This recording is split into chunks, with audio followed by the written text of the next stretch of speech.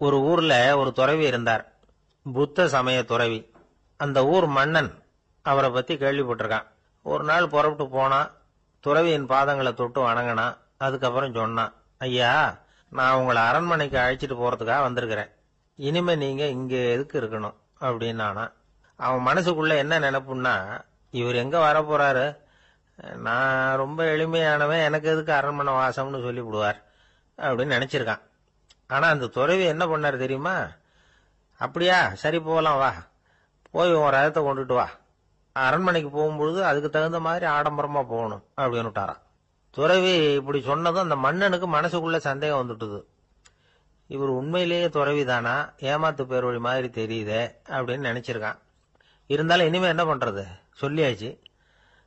ரதத்தை கொண்டுட்டு வந்தான். துறவி ஏறி உக்காந்தார். பக்கத்துல ராஜா. அவரு ரொம்ப உற்சாகமா வரார். இவன் ரொம்ப சோர்ந்து போய் வரான். துறவி மரத்தடியிலேயே வாழ்ந்து பழக்கப்பட்டவர், அரண்மனையில எளிமையா ஒரு இடத்துல உட்காந்துக்குவார் அப்படின்னு நினைச்சான். ஆனா அப்படி இல்ல. அரண்மனைக்கு வந்த உடனே அந்த துறவி அதை கொண்டுட்டு வா, இதை கொண்டுட்டு வான்னு சொல்லி உத்தரவு போட ஆரம்பிச்சுட்டார். அரண்மனையில இருந்தா அரசனை மாதிரி இருக்கணும் அப்படிங்கிறார். ராத்திரி பூரா சௌரியமா தூங்கினார். பகல்ல அரண்மனை தோட்டத்துல உலாவ வேண்டியது, நீச்சல் குளத்துல குளிக்க வேண்டியது, இப்படியே பொழுது போக்கிட்டு இருக்கிறார். அந்த அரண்மனையில துறவி மகிழ்ச்சியா இருக்கிறார். மன்னனால அப்படி இருக்க முடியல. அவருக்கு எந்த கவலையும் இல்ல, இவனுக்கு அரசாங்க கவலைகள். துறவி அப்படி இருக்கிறத இவனால தாங்கிக்க முடியல. ஒரு நாள் அவர்கிட்டே போய், நான் உங்ககிட்ட கொஞ்சம் பேசணும் நானா. துறவி பார்த்தார். நான் இந்த அரண்மனைக்கு வரும்பொழுதே நீ என்னமோ என்கிட்ட கேட்கணும்னு நினைச்ச, ஏன் கால தாமதம், நீ அனாவசியமா உன்னையே தொந்தரவு பண்ணிட்டு இருக்கிற, நீ கவலையா இருக்கேங்கிறது எனக்கு புரியுது. நான் மரத்தடியில் இருந்தப்ப கூட என்னை அடிக்கடி சந்திச்சுக்கிட்டு இருப்ப, ஏதாவது விளக்கம் கேட்கறது உண்டு. இங்க வந்த பிறகு என்னை சந்திக்கிறது கூட அபூர்வமா போயிட்டுது. நீ இப்போ என்ன கேட்க போறேங்கிறது எனக்கு தெரியும், இருந்தாலும் கேள் அப்படின்னாராம். வேற ஒண்ணும் இல்லைங்க, இப்போ உங்களுக்கும் எனக்கு என்ன வித்தியாசம், 2 பேரும் அரண்மனையில தான் இருக்கிறோம். நீங்க மகிழ்ச்சியா இருக்கிறீங்க, நான் அப்படி இருக்க முடியல. இவ்வளவுக்கும் நீங்க முன்னாடி இருந்தது மாதிரி இல்ல. தினமும் தங்க தேர் கேட்கறீங்க, உயர்தரமான ஆடைகள் அணிகிறீங்க, சுவையான சாப்பாடு. இப்படி இருக்கிறப்போ உங்களுக்கும் எனக்கு என்ன வித்தியாசம்? இதுதான் மன்னனுடைய கேள்வி. இதுக்கு பதில் சொல்றேன், என் கூட புறப்பட்டு வா, இந்த நகரத்துக்கு வெளியில போவோம் அப்படின்னு சொல்லி அரசனை கூப்பிட்டுக்கிட்டு ஊர் எல்லைக்கு சேர்ந்தார் துறவி. அங்க போய் சொன்னார், இத பாருப்பா, இந்த இடத்தை தான் தேடிட்டு இருந்தேன். இனிமே நான் திரும்பி வரப்போறதில்ல. நீ என்னோட வர்றியா, திரும்பி போறியா அப்படின்னார். நான் எப்படிங்க உங்க கூட வர முடியும்? என்னுடைய நாடு, என்னுடைய சொத்துக்கள், மனைவி, மக்கள் எல்லாத்தையும் விட்டுட்டு எப்படிங்க வர்றதுன்னா. இப்ப அந்த துறவி சொன்னார், இப்ப வித்தியாசத்தை தெரிஞ்சுக்கிட்டியா? நான் அரண்மனையில இருந்தேன், எல்லாவித பொருள்களும் உடையவனா இருந்தேன், ஆனா எதையும் சொந்தம் கொண்டாடுறவனா இருக்கல. ஆனா நீ அப்படி இல்ல, எல்லாத்தையும் சொந்தம் கொண்டாடிட்டு இருக்கிற. இதுதான் நமக்குள்ள வித்தியாசம் அப்படின்னு சொன்னார். அரண்மனை ஆடைகளை அப்படியே களைஞ்சார், அரசங்கிட்ட கொடுத்தார். உன்னுடைய ஆடைகளை நீயே வச்சுக்கோன்னார். அவர் பாட்டுக்கு நடந்து போனார், திரும்பியே பார்க்கல. அரசனுக்கு அப்பதான் தன்னுடைய அறியாமை விளங்குச்சான். இதுல இருந்து நாம புரிஞ்சுக்க வேண்டியது என்னன்னா, இந்த உலகத்துல எத்தனையோ பொருள்கள், அதையெல்லாம் முறையா பயன்படுத்தினா மகிழ்ச்சி. அதை விட்டுட்டு அதுக்கெல்லாம் சொந்தம் கொண்டாட ஆரம்பிச்சா கவலை. நம்ம ஆட்கள் சொந்தம் கொண்டாடுற விதமே தனி. ஒரு ஆளு இன்னொருத்தங்கிட்ட ஒரு கொடை கடன் வாங்கியிருந்தான், திருப்பி கொடுக்கல. கொடையை கொடுத்தவன் கேட்டான், என்கிட்ட கடன் வாங்கினிய கொடை, அதை கொஞ்சம் திருப்பி தர்றியான்னா. அது உனக்கு இப்போ அவசரமா தேவைப்படுதா அப்படின்னு கேட்டான் இவன். எனக்கு தேவைப்படல, அந்த கொடைய நான் யாருகிட்ட வாங்கியிருந்தேனோ அவனுக்கு இப்போ அது அவசரமா தேவைப்படுது அப்படின்னானா அந்த ஆள். அந்த ஆளுக்கு பேச தெரியாது, அவர்கிட்ட கொஞ்சம் எச்சரிக்கையா நடந்துக்கோ அப்படின்னு சொல்றது உண்டு. அப்படின்னா என்ன அர்த்தம்? அவர் இன்னமும் குழந்தையாவே இருக்கிறாரு, இன்னும் பேச்சு வரலன்னு அர்த்தம்? அப்படி இல்ல, அவருக்கு நாகரிகமா பேச தெரியலன்னு அர்த்தம். பேசுறதுங்கிறது மனுஷனால மட்டுமே முடியக்கூடிய ஒரு காரியம். அப்படி இருந்தும் அதோட பெருமையை அவன் இன்னமும் சரியா புரிஞ்சுக்கலன்னு தான் சொல்லணும். அதனாலதான் அவன் அளவுக்கு அதிகமா வார்த்தைகளை கொட்டி போடுறான். அதுக்கப்புறம் அதையெல்லாம் திருப்பி அள்ள முடியாம கிடந்து கஷ்டப்படுறான். கொட்டுன வார்த்தையை அள்ள முடியுமா? ஒருத்தரை இன்னைக்கு பார்த்து முட்டாள்னு திட்டி போடுறீங்க, நாளைக்கு மறுபடியும் அவர்கிட்ட போய் நேத்திக்கு உன்னை முட்டாள்னு சொல்லிவிட்டேன், அந்த வார்த்தையை திருப்பி கொடு, வாங்கிட்டு போயிடுறேன் அப்படின்னு சொல்ல முடியும்? அவன் கோபக்காரனா இருந்தா நேத்திக்கு அதை வேற விதமா உங்களுக்கு திருப்பி கொடுத்துருப்பான். உலகத்துல எவ்வளவோ ஜீவராசிகள் இருக்கு, அதுக்கெல்லாம் வாய் இருக்குது. அந்த வாயெல்லாம் எதுக்கு உபயோகம்? சாப்பிட்றதுக்காக. ஆனா நமக்கு இருக்கிற வாய் சாப்பிட்றதுக்காக மட்டும் இல்லை, பேசுறதுக்காகவும் தான். பேச முடியலன்னா வாய் இருந்தா கூட அது வாயில்லா ஜீவன் தான். ஒரு பையனை பார்த்து அது வாய் உள்ள புள்ள பொழைச்சிக்கும் அப்படின்னா மற்ற பையன்களுக்கெல்லாம் முகத்துல வாயே இல்லைன்னு அர்த்தம். அப்படி இல்லை, அந்த பையன் கொஞ்சம் கெட்டிக்காரத்தனமா பேசுவான்னு அர்த்தம். அதனால எப்படி பேசணும் அப்படிங்கிறத நாம முக்கியமா தெரிஞ்சுக்கணும். இதுக்கு 8 விதமான குறிப்புகளை நம்ம பெரியவங்க சொல்லியிருக்கிறாங்க. பேச்சுக்கு 8 அங்கங்கள் உண்டு அப்படின்னு அவங்க சொல்றாங்க. அதெல்லாம் என்னென்ன அப்படின்னா, உண்மை, நன்மை, அன்பு, நிதானம், இனிமை, ஆழம், சமயமறிதல், சபையறிதல். இந்த 8 தன்மையும் பேச்சில் இருக்கணுமா. இதையே கொஞ்சம் விவரமா சில பேர் போர்டில் எழுதி வச்சிருப்பாங்க. அதாவது எழுத்துலயாவது அதெல்லாம் இருக்கட்டுமே அப்படின்னு நினைச்சு நீங்க கூட சில இடங்கள்ல இதை பார்த்திருக்கலாம். அதாவது உண்மையே பேசுக, நன்மையே பேசுக, அன்பாக பேசுக, நிதானமாக பேசுக, இனிமையாக பேசுக, ஆழமுடையதாக பேசுக, சமயமறிந்து பேசுக, சபையறிந்து பேசுக, இப்படி எழுதி வச்சிருப்பாங்க. இந்த 8 அம்சமும் சரியா பொருந்தி இருந்தாதான் அது பேச்சு. மற்றதெல்லாம் பேச்சாயிடாது. பேச்சு ஒரு சிறந்த கலை. எல்லாத்தையும் விட பேசாம இருந்தும் பழகணும், அது ரொம்ப முக்கியம். உண்மையே பேசணும். சத்தியத்துக்கு மதிப்பு கொடுக்கறவங்கள தான் சரித்திரம் மதிக்கும். உண்மை பேசினா மட்டும் போதாது, அந்த உண்மையில நன்மை கலந்துருக்கணும். கொலைகாரனுக்கு பயந்துகிட்டு ஒருத்தன் உங்க வீட்டுக்குள்ள ஒளிஞ்சிருக்கிறான். அந்த முரட்ட ஆசாமி கையில அரிவாளோட வந்து அவங்க வந்தானான்னு உங்ககிட்ட கேட்கறான்னு வச்சுங்க. உண்மைதான் உயர்வு தரும் அப்படின்னு நினைச்சுக்கிட்டு, ஆமா உள்ளதான் இருக்கிறான், அடுப்பங்கரையில குதிருக்கு பின்னாடி உட்காந்துருக்கிறான், போய் பிடிச்சிட்டு போங்க அப்படின்னா சொல்லுவீங்க? அது நன்மை இல்லாத உண்மை. அதனால பிரயோஜனம் கிடையாது. அதே மாதிரி உங்க பேச்சில் அன்பு இருக்கணும், நிதானம் இருக்கணும், இனிமை இருக்கணும், சிந்தித்து பேசணும். சமயம் அறிந்து பேசுறதும் முக்கியம். அதை பத்தி நமக்கு வேற யாரும் சொல்லிக் கொடுக்க வேண்டியதில்லை. எந்த நேரத்துல யாருக்கிட்ட எப்படி பேசினா காரியம் நடக்கும் அப்படிங்கிறது நமக்கு நல்லா தெரியும். அது கைவந்த கலை. அவையறிந்து பேசுற திறமை பேச்சாளர்களுக்கு ரொம்ப அவசியம். அது இல்லைன்னா நிலைமை பரிதாபமாயிடும். ஒரு பேச்சாளர் ரொம்ப மும்முரமா பேசிக்கிட்டே இருந்தாராம். ரொம்ப நேரம் நிறுத்தவே இல்லை, பேசிக்கிட்டே இருக்கிறார். சபையில் இருந்தவங்க எல்லாம் ஒவ்வொருத்தரா எழுந்திரிச்சு போய்கிட்டே இருக்கிறாங்க. கடைசியில 2 பேர் தான் அக்கறையா பேசுறவரை கவனிச்சுட்டு உட்காந்துருந்தாங்களாம். மேடையில பேசிக்கிட்டு இருந்தவர் அவங்கள பார்த்து சொன்னாராம், எனக்கு கூட்டம் முக்கியம் இல்ல, எவ்வளவு பேர் என் பேச்சை கேட்கறாங்க அப்படிங்கறது முக்கியம் இல்ல. நீங்க 2 பேராவது ஊக்கமா என்ன கவனிச்சுக்கிட்டு உட்காந்துருக்கிறீங்க, அது போதும். உங்களுக்காகவே நான் பேசிக்கிட்டு இருக்கிறேன் அப்படின்னார். இதை கேட்டதும் உட்கார்ந்திருந்த 2 பேர்ல ஒருத்தர் எழுந்திருச்சு, அப்படி இல்லைங்க, நாங்க 2 பேரும் நீங்க பேசி முடிச்ச உடனே தொடர்ந்து பேச வேண்டிய ஆளுங்க, அதுக்காக தான் காத்துக்கிட்டு இருக்கிறோம், சீக்கிரம் முடிங்க அப்படின்னாங்களாம். இப்பெல்லாம் நம்ம ஊர்ல மாமியார் மருமகள் ஒருத்தர் நல்லா புரிஞ்சுக்கிட்டு நல்ல விதமா தான் இருக்கிறாங்க பல இடத்துல. அதனால நான் இப்ப சொல்ல போற கதையை கேட்டுவிட்டு, இந்த காலத்துல அவ்வளவு மோசமா யாரு சார் நடந்துக்கிறாங்க அப்படின்னு கேட்டு யாரும் சண்டைக்கு வரக்கூடாது. இன்னொரு உண்மையையும் சொல்லிவிடுறேன். அதாவது இந்த கதையை நமக்கு எழுதி அனுப்பி இருக்கிறதே கொஞ்ச நாள்ல மருமகளாகவும் அதுக்கப்புறம் கொஞ்ச காலத்துல மாமியாராகவும் ஆக போற ஒரு நேயர் தான். சரி, இந்த கதைக்கு வருவோம். அதாவது ஒரு சின்ன குடும்பம், அந்த வீட்டுல மாமியார் ஆட்சி, அவங்க வச்சதுதான் சட்டம். புள்ளையண்டாம் எப்படின்னா அம்மா சொல்றதையும் கேட்டுக்குவான், மனைவி சொல்றதையும் கேட்டுக்குவான், நமக்கு என்னத்துக்கு வம்புங்கிற டைப். மருமகள் பேர்ல குறை கண்டுபிடிக்கிறதுலயே அந்த மாமியாருக்கு ஒரு சுவாரஸ்யம். சின்ன சின்ன விஷயத்துல எல்லாம் குத்தம் கண்டுபிடிச்சுக்கிட்டே இருக்கிறாங்க. பொதுவா எல்லாரும் எப்படின்னா ஏதாவது ஒரு காரணத்துக்காக சண்டை போட்டுக்கிட்டு இருப்பாங்க. அந்த அம்மா எப்படின்னா ஏதாவது ஒரு சண்டையை போடுறதுக்காக காரணத்தை தேடிட்டு இருப்பாங்க. அப்படி ஒரு மனசு. அந்த மருமக பொண்ணு பாவம் பயந்து பயந்து ஒவ்வொரு காரியமும் செஞ்சுக்கிட்டு வந்தது. இப்படியே பல வருஷம் ஓடி போயிட்டுது.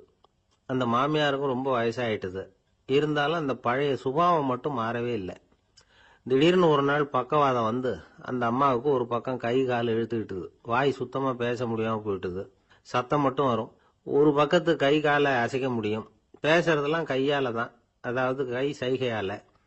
இப்படிப்பட்ட நிலைமையில கூட அந்த பொண்ணு தண்ணியோ பாலோ இவங்க எதிரில் கொண்டாந்து வச்சா அதை வேணும்னே தட்டி விட்டுட்டு ஒம்பு வளர்க்கறது. அதுக்கப்புறம் அந்த பொண்ணு தரையை சுத்தப்படுத்தும்ல, அதை பார்த்து ரசிக்கிறது. இருந்தாலும் அந்த பொண்ணு இதையெல்லாம் பெருசுப்படுத்தாம ரொம்ப பொறுமையா தான் இருந்தது. ஒரு நாள் வீட்டுல வச்சிருந்த பாலை பூனை குடிச்சிட்டு போயிட்டுது. வயசான காலத்துல இந்த அம்மா பால் இல்லாம கஷ்டப்படுவாங்களே அப்படின்னு நினைச்சு பக்கத்து வீட்டுல போய் கொஞ்சம் பால் வாங்கிட்டு வந்து காய்ச்சி மாமியார் முன்னாடி கொண்டாந்து வச்சுது அந்த பொண்ணு. வழக்கம் போல அந்த அம்மா பாலை தட்டி விட்டுட்டாங்க. இதை அந்த மருமக பொண்ணு கவனிச்சுட்டுது. இவ்வளவு நாள் பொறுமையா இருந்த இந்த மருமகளுக்கு இன்னைக்கு இதை பார்த்ததும் அசாத்திய கோபம் வந்துட்டுது. கதவுக்கு பக்கத்துல சாத்தி வச்சிருந்த உலக்கையை எடுத்து மாமியார் தலையில போட, அது குறி தவறி கழுத்துல பட, அந்த அம்மா கழுத்தை பிடிச்சிக்கிட்டு ஊன்னு கத்த, இந்த பொண்ணு ஒன்னும் அலட்டிக்காம உலக்கையை எடுத்து மறுபடியும் கதவு பக்கம் சாத்தி வச்சுட்டு அது பாட்டுக்கு நடந்து போயிட்டுது. இருந்தாலும் மனசுக்குள்ள லேசா ஒரு பயம். கணவன் வீட்டுக்கு வந்ததும் என்ன விஷயம்னு கேட்டா எப்படி சமாளிக்கிறது? அன்னைக்குன்னு பார்த்து ரொம்ப நேரம் கழிச்சு வீடு வந்து சேர்ந்தான் கணவன். உடனே அந்த அம்மா புகார் பண்ண ஆரம்பிச்சுட்டுது. பேச்சுதான் வராத, அதனால ஒரு பக்கத்து கையால சைகை காட்டுது. கதவுக்கு பக்கத்துல இருந்த உலக்க பக்கமா கையை நீட்டி காட்டி, அப்படியே அந்த கைய தன் கழுத்துக்கு பின்பக்கமா சுத்தி காட்டி, நாக்க வெளியில நீட்டி நடந்த விஷயத்த புரிய வைக்கிறதுக்கு முயற்சி பண்ணுது. இவனுக்கு ஒன்னும் புரியல. என்ன சொல்றாங்க அம்மா அப்படின்னு மனைவி கிட்ட கேக்குறான். அதுக்கு அந்த பொண்ணு ரொம்ப புத்திசாலித்தனமா, என்னங்க உங்க அம்மா சொல்றது உங்களுக்கு இன்னும் புரியலையா? அவங்க உங்களை பார்த்து என்ன சொல்றாங்கன்னா, ஏண்டா உலக்க மாதிரி நிக்கிற, சாக போற எனக்கு சங்கிலி எதுக்கு, என் கழுத்துல கிடக்குற இந்த சங்கிலியை கழட்டி என் மருமக கழுத்துல போடுறா அப்படின்னு சொல்றாங்க அப்படின்னு தான். ஓ அப்படியா விஷயம்னு சொல்லி அம்மா கழுத்துல இருந்த சங்கிலியை எடுத்து மனைவி கழுத்துல போட்டுட்டு, அம்மா உன் விருப்பப்படியே போட்டாச்சு, இனிமேலாவது நிம்மதியா படுத்து தூங்கு அப்படின்னு சொல்லிவிட்டு உள்ள போயிட்டான். பாத்தீங்களா கதைய? அதனாலதான் மாமியார்கள் சைகை காட்டுறதுன்னா கூட இனிமே ஜாக்கிரதையா இருக்கணும். ஆபீஸ்ல வேலை பார்க்கிற ஒருத்தர் வந்தார். பேசாம ஒரு 10 நாள் லீவு போட்டுடலாமா பாக்குறேன் அப்படின்னார். ஏன்னு கேட்டோம். என்னுடைய மேலதிகாரி ஒரு முசுடு சார், அவர்கிட்ட வேலை பார்க்கறது ரொம்ப கஷ்டமா இருக்குது அப்படின்னார். ஆபீஸ்ல வேலை பார்க்கறவங்க எல்லாம் ஒரு விஷயத்த நல்லா ஞாபகத்துல வச்சுக்கணும். மேலதிகாரிங்கிறவர் ஒரு பெரிய மகான் இல்ல, அவரும் ஒரு மானிட பிறவிதான். சராசரி மனுஷனுக்குள்ள பலம் பலவீனம் ரெண்டும் அவருக்கும் உண்டு. அதனால அவரை கொஞ்சம் அனுசரிச்சு போறதுக்கு பழகிறது தான் நல்லது. மேலதிகாரிகள்ல பல வகை உண்டு. அதுல முக்கியமா 3 வகை. அதுல ஒரு வகை எப்படி தெரியுமா? உங்களை ஒரு வேலை செய்யற மெஷினா மட்டுமே நினைக்கக்கூடிய வகை.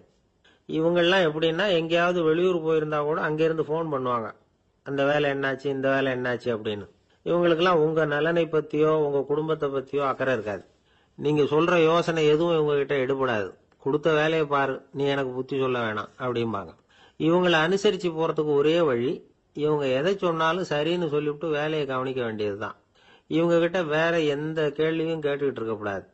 ஆமா சாமி போடுறது கௌரவ குறைச்சல் இல்ல, அது ஒரு அலுவலக சௌகரியம், அவ்வளவுதான். இன்னொரு வகையான மேலதிகாரிகள் எப்படி தெரியுமா? இவங்கெல்லாம் ஆபீஸ் வேலையை பத்தி அதிகமா கவலைப்பட்டுக்கிட்டு இருக்க மாட்டாங்க. தங்களுடைய சொந்த இமேஜ் பாதிக்கப்படக்கூடாதுங்கிறதுலயே கவனமா இருப்பாங்க. இவங்கெல்லாம் அடிக்கடி உங்க நலனை விசாரிப்பாங்க. அதே மாதிரி நீங்களும் அவரை விசாரிக்கணும்னு எதிர்பார்ப்பாங்க. இந்த ரக அதிகாரிகளுக்கெல்லாம் புது வருட வாழ்த்து அனுப்பலாம், பிறந்த நாள் வாழ்த்து அனுப்பலாம். அவருக்கு எங்கேயாவது ஒரு பாராட்டு விழா நடந்தா முதல் வரிசையில போய் உட்காந்து உங்க முகத்தை காட்டலாம். ஆபீஸ் வேலையை மட்டுமே பாக்குற பணியாளர்கள் இது மாதிரி அதிகாரிகள் கிட்ட நல்ல பேர் வாங்க முடியாது. இன்னொரு வகையான மேலதிகாரிகள் உண்டு. அவங்க எப்படின்னா, ஆபீஸ் வேலையை பத்தியும் கவலைப்பட மாட்டாங்க, தனக்கு கீழே வேலை பார்க்கறவங்கள பத்தியும் கவலைப்பட மாட்டாங்க. எக்காரணம் கொண்டும் தன்னுடைய பொசிஷனுக்கு ஆபத்து வந்துடக்கூடாதுன்னு நினைக்கக்கூடியவங்க இவங்க. இவங்களால கடுமையான வேலை செய்யவும் முடியாது, தீர்மானிக்கவும் முடியாது. எந்த முடிவையும் எடுக்காம அப்படியே தள்ளி போட்டுக்கிட்டே போடுவாங்க எல்லாத்தையும். இதனால என்ன ஆகும்னா, இவருக்கு கீழே வேலை பார்க்கிற உங்களுக்கு பொறுப்பு அதிகமாயிடும். இவங்க கிட்ட போய் பிரச்சனையை மட்டும் சொல்லி பிரயோஜனம் இல்லை, அதுக்கான முடிவுகளை நீங்களே சொல்லணும். அப்பதான் இது மாதிரி அதிகாரிகள் கிட்ட நல்ல பேர் வாங்கலாம். அட்லீஸ்ட் கெட்ட பேர் வாங்காமலாவது காலம் தள்ளலாம். ஆபீஸ்ல வேலை பார்க்கறவங்க முக்கியமா சில விஷயங்களை ஞாபகத்துல வச்சுக்கணும். ஆபீஸ்ல நடக்கிற நல்லது கெட்டது எதுவா இருந்தாலும் உடனடியா மேலதிகாரி கிட்ட தெரிவிக்கிறது நல்லது. 3வது மனிதர் மூலமா அதை அவர் தெரிஞ்சுக்கிறது அவ்வளவு நல்லது இல்லை. எந்த மேல் அதிகாரியுமே தான் இந்த சர்பாஸ் செய்யப்படுறத விரும்புறதில்லை. அதனால அவருக்கு தெரியாம மேலிடத்துக்கு மணி எழுதி போடக்கூடாது. அப்படி எழுதி போடுறவங்க சில பேர் இருக்கிறாங்க. நீங்களும் உங்க மேலதிகாரியும் தொழில் ரீதியா ஒரே படிப்பு படிச்சவரா இருக்கலாம். அப்படி இருந்ததுன்னா அட்ஜஸ்ட் பண்ணி போறது கொஞ்சம் கஷ்டம்தான். இதை மனசுல வச்சுக்கிட்டு நடந்துக்கணும். உங்களுக்கும் அவருக்கும் அபிப்பிராய பேதமா, அது அவருக்கும் உங்களுக்கும் உள்ள தனிப்பட்ட பிரச்சனை, அதை விளம்பரப்படுத்திட்டு இருக்க கூடாது. அது அவருடைய கோபத்தை கிளறும். உங்க மேலதிகாரி உங்க கூட படிச்சவரா இருக்கலாம், அதுக்காக அவர் எல்லாருக்கும் முன்னாடி அடைய கிச்சாமி எப்படா இருக்க அப்படின்லாம் கேட்டுக்கிட்டு இருக்க கூடாது. பொதுவா யாரும் அதை விரும்புறது இல்லை. இவ்வளவையும் உங்க மனசுல வச்சுக்கிட்டு கொஞ்சம் சாமர்த்தியமா நடந்துகிட்டீங்கன்னா ஆபீஸ் உங்களுக்கு அவஸ்தையா இருக்காது, ஆனந்தமா இருக்கும். ஒரு மேலதிகாரி தன்கிட்ட வேலை பார்க்குற ஒருத்தரை பத்தி ரொம்ப பெருமையா சொன்னாராம். எங்க ஆபீஸ்ல எவ்வளவோ பேர் வேலை பார்க்கறாங்க, எல்லாரும் தினமும் வந்து ஏதாவது பிரச்சனைகளை சொல்லிட்டு இருப்பாங்க. ஆனா இவர் ஒருத்தர் மட்டும்தான் இது வரைக்கும் என்கிட்ட வந்து எந்த பிரச்சனையும் சொன்னதே இல்லை. அவர் பாட்டுக்கு வருவார், வேலை பார்ப்பார், போயிடுவார் அப்படின்னாராம். நான் உடனே அவ்வளவு பெருமைக்குரிய அந்த ஊழியரை பார்த்து கேட்டேன், ஏன்பா உன்னுடைய மேலதிகாரி கிட்ட நீ எந்த பிரச்சனையும் கொண்டுகிட்டு போறதே இல்லையாமே அப்படின்னு கேட்டேன். அதுக்கு அவர் சொல்றாரு, ஆமாங்க, அது ஏன்னா அவரால் எந்த பிரச்சனையுமே தீர்க்க முடியாதுங்கிறது எனக்கு நல்லா தெரியும், அதனால அப்படி செய்யறேன், வேற ஒண்ணும் இல்லை அப்படின்னார் ரொம்ப பொறுமையா. ஒரு ஊர்ல ஒருத்தர் இருந்தான். ஒரு நாள் காலையில எழுந்திருச்சான். ஒரு 10 ரூபாய் எடுத்து சட்டப்பையில வச்சுக்கிட்டான். கடை தெருவுக்கு புறப்பட்டான். காய்கறி வாங்கறதுக்காக அவன் போறான். காய்கறி சந்தைக்கு போய் சேர்ந்தான். கத்திரிக்காய் 1/4 கிலோ கொடுங்கன்னா கொடுத்தாங்க.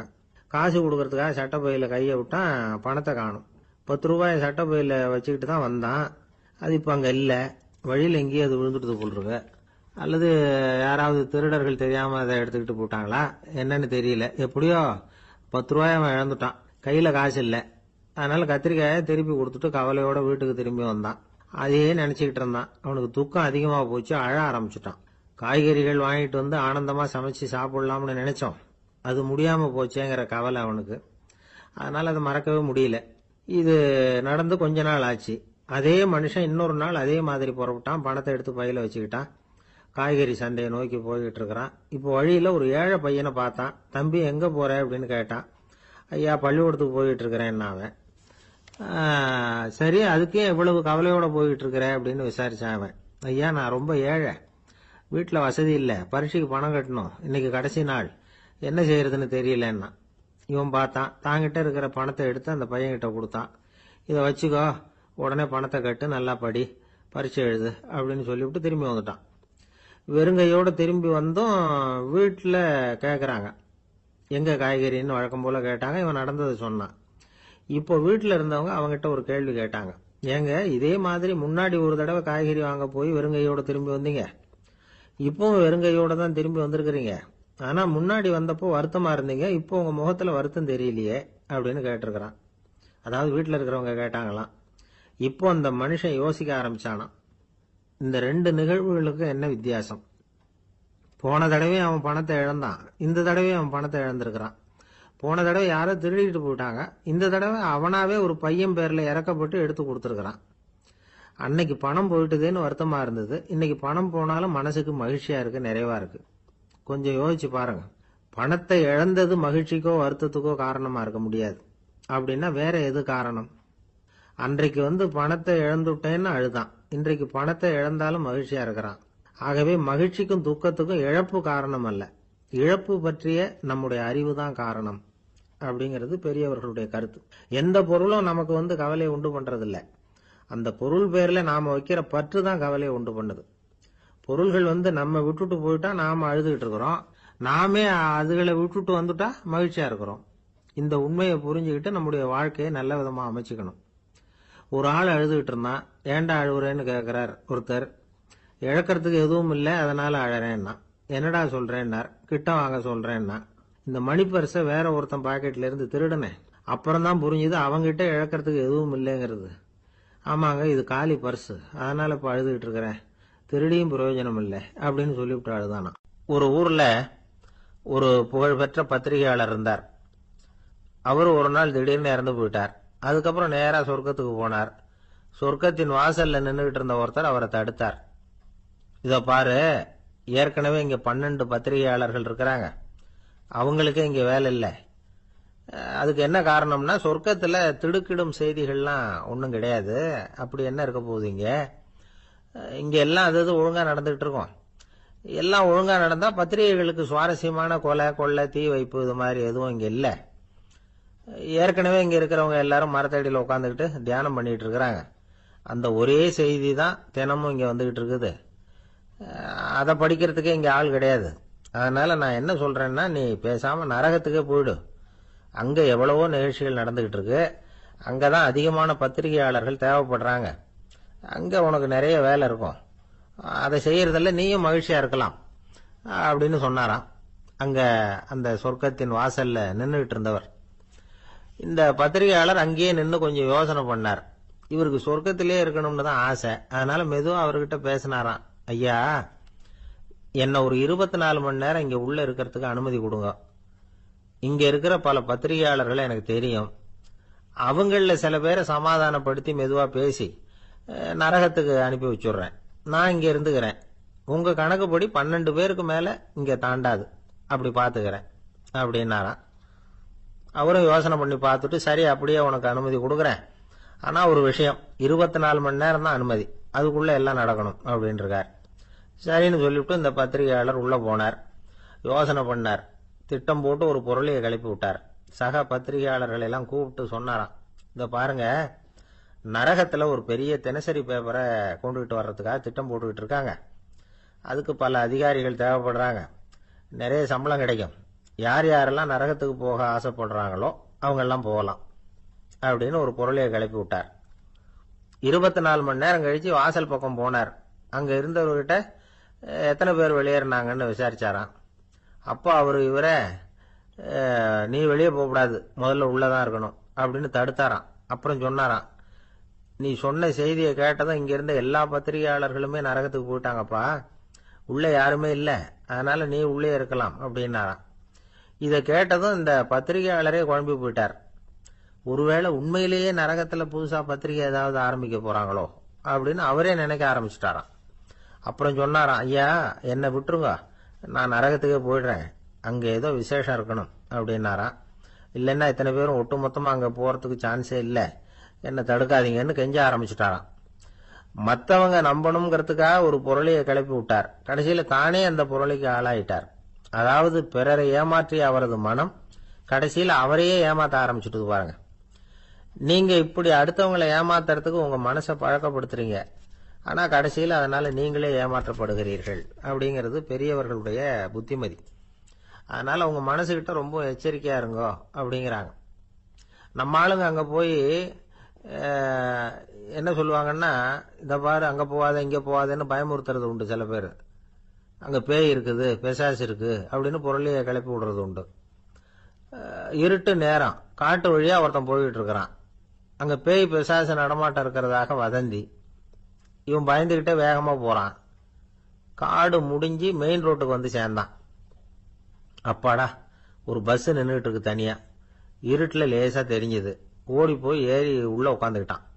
பயந்துகிட்டே போனவன் அப்புறம் தான் தெரியுது உள்ள யாருமே இல்லை, டிரைவரும் இல்லை, கண்டக்டரும் இல்லை, வேற யாரும் இல்லை.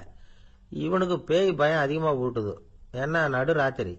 இந்த நேரம் பார்த்து அந்த பஸ் தானே நகர ஆரம்பிச்சுதான். இவனுக்கு இன்னும் பயம் அதிகமா போட்டுது. ஏன்னா டிரைவர் சீட்டு காலியா இருக்கு, பஸ் நகருது.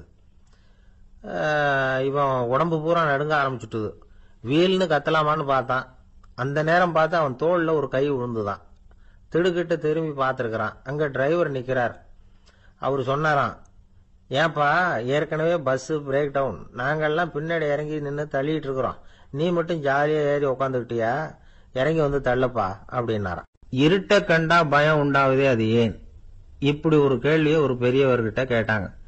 அதுக்கு அவர் பதில் சொல்றார், மனிதனுடைய ஆதிகால வாழ்க்கையில தொற்றி கொண்ட பயம் இது வேரூன்றி இருக்குது, இன்னமும் போகல. 50,000 வருஷங்களுக்கு முன்னாடி மனுஷன் குகைகள்ல வாழ்ந்தான். பகல்ல பயம் இருக்காது, ராத்திரியில மிருகங்கள் தாக்கும், கொல்லும், நிம்மதியா தூங்க கூட முடியாது. அதனால இந்த மனுஷனுக்கு இரவுன்னா மரணம், பயம் அப்படின்னு பழகி போச்சு. மனிதர்களுடைய எல்லா மனசையும் சேர்த்து மொத்தமா ஒரு மனசு உண்டு. மனிதர்களுடைய நினைவு இந்த மொத்த மனசுல பதிஞ்சிருக்கு, பரவுது. இந்த மொத்த மனசுல இருட்டு பற்றிய பயம் பதிந்து நீடிக்குது அப்படிங்கிறார் அவர். இந்த காலத்துல இரவை பகலாக்கிறதுக்கு எவ்வளவு விளக்குகள்லாம் வந்தாச்சு. ராத்திரியிலேயும் மிருகங்கள் தாக்குங்கிற நிலைமை இல்ல. பாதுகாப்பான வீடுகள், விலங்குகளும் விலகி போயிட்டு, விலங்குகள்லாம் விலகி போயிட்டு, வீடுகளும் பாதுகாப்பா இருக்குது. சரி, இருந்தாலும் அந்த பழங்கால பயம் இருட்டு பயம் இன்னமும் மனுஷனை விட்டு போகல. இன்னொரு விஷயம் என்னன்னா, இருட்டுல இருந்து வெளிச்சத்துக்கு வராத மனிதர்கள் இன்னைக்கு அதிகம். ஒரு ஆளு ஆத்துக்கு மீன் பிடிக்கிறதுக்காக போனான், இன்னும் விடியல. அதுக்குள்ள வலையை எடுத்துட்டு கிளம்பி போயிட்டான். வெளிச்சம் வர்றதுக்கு முன்னாடியே போய் சேர்ந்துட்டான். விடிகிற வரைக்கும் என்ன பண்றது, சும்மா கரையிலேயே உட்காந்து காலாட்டிட்டு இருக்கிறான். காலில் ஏதோ ஒரு சின்ன மூட்டை தட்டுப்பட்டது. இருட்டுல அது என்னன்னு சரியா தெரியல. மூட்டைக்குள்ள சின்ன சின்ன கல்லா நிறைஞ்சி இருக்குது. சும்மா பொழுது போகணுமேங்கிறதுக்காக இவன் அந்த மூட்டைக்குள்ள இருந்து ஒவ்வொரு கல்லா எடுத்து ஆத்துல வீசிக்கிட்டு இருக்கிறான். விடிகிற வரைக்கும் வேற வேலை இல்லைங்கிறதுனால எப்படி செஞ்சுக்கிட்டே உட்காந்துருக்கிறான். கிழக்க மெதுவா வெளிச்சம் தெரிய ஆரம்பிச்சது. பொழுது விடியறதுக்கான அறிகுறி. இதுக்குள்ள அந்த மூட்டையில இருந்த எல்லா கல்லையும் எடுத்து வீசி எறிஞ்சுட்டான். கடைசியா ஒரே ஒரு கல்லு மட்டும்தான் கையில பாக்கி இருந்தது. வெளிச்சம் வந்ததும் அந்த கல்லை பார்த்தான். அப்படியே திகைச்சு போயிட்டான். அடடா, இது வரைக்கும் தெரியாம தப்பு பண்ணிட்டோமே அப்படின்னு நினைச்சான். ஏன் தெரியுமா? அவன் கையில இருந்தது வெறும் கல் இல்ல, விலை வசந்த ரத்தன கல். அது இருட்டுல என்னன்னு புரியாததுனால மூட்டையில இருந்த எல்லா ரத்தன கல்லையும் ஆத்துல வீசி எறிஞ்சிருக்கிறான். இப்போ அவனுக்கு அழுகையே வந்துரும் போல இருந்தது.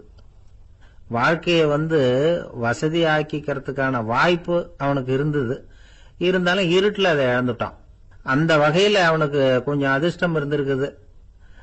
அதாவது ஏதோ ஒரு வகையில இருந்திருக்குது. அதனாலதான் அந்த கடைசி கல்ல எரியறதுக்குள்ள வெளிச்சம் வந்துட்டுது. பல பேருக்கு அந்த அளவு கூட அதிர்ஷ்டம் வர்றதில்ல. எல்லாத்தையும் வீசினதுக்கு அப்புறம் தான் வெளிச்சம் வரும். என்னன்னு விவரம் தெரியாமலே எழுந்திரிச்சு வந்துருவாங்க. வாழ்க்கைங்கிறது ஒரு பெரிய புதையல். அதை புரிஞ்சிக்காம மனுஷன் அதை வீசி எரிஞ்சுக்கிட்டு இருக்கான் அப்படிங்கிறது தான் பெரியவங்க கருத்து.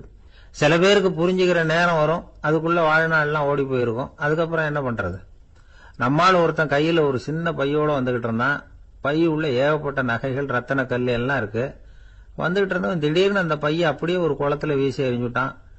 மகான்கள் தான் இப்படி பற்று இல்லாம இருப்பாங்க.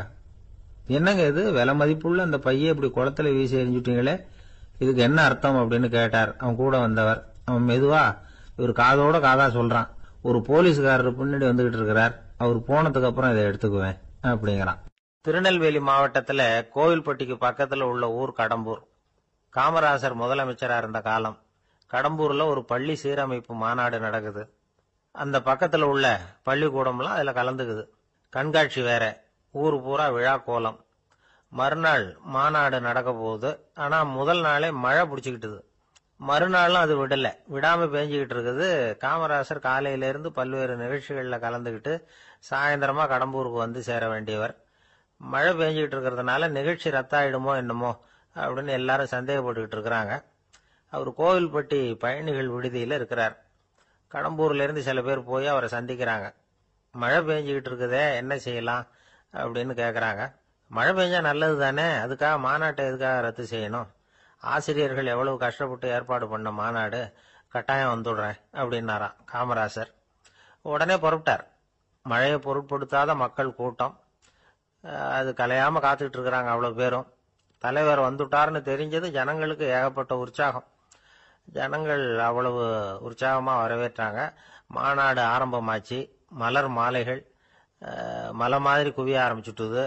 வரிசையா ஒவ்வொரு கல்வி நிலையம் சார்பாகவும் வரவேற்பு பத்திரம் வாசிச்சு கொடுக்கறாங்க.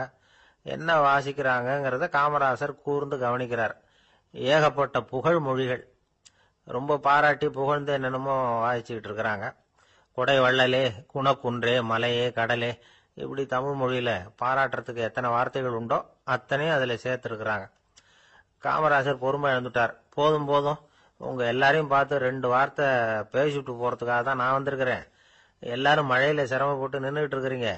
இப்படி என்ன புகழ்ந்து படிச்சுக்கிட்டே இருந்தா எப்படி அப்படின்னாராம். அதுக்கப்புறம் பேசி முடிச்சிருக்கிறார்.